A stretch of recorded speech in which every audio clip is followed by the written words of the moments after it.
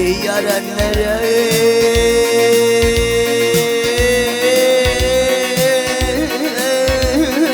Müslümanlar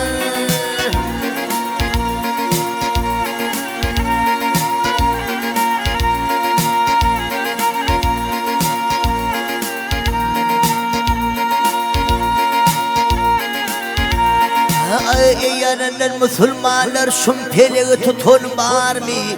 Bir külçükle Allah diye vay arkan düşüve yatan var mı?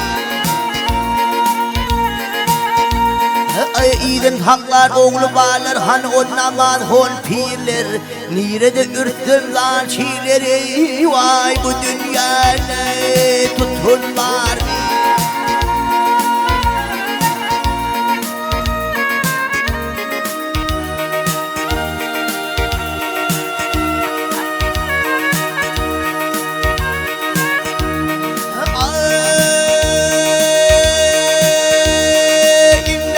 Çerler duyun Arharalara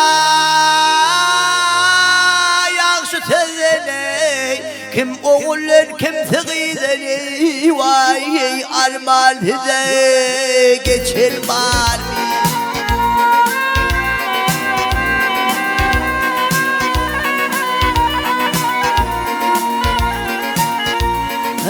Hem at gerek hem at gerek, hem zat gerek, hışır gerek, zekat gerek, iman gerek, zürriyat gerek, vay alkagaze çatan var mı?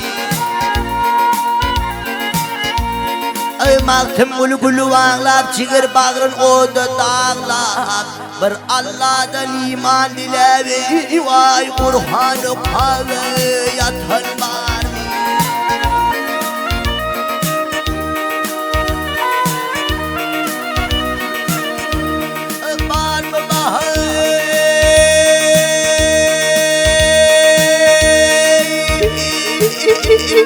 Hey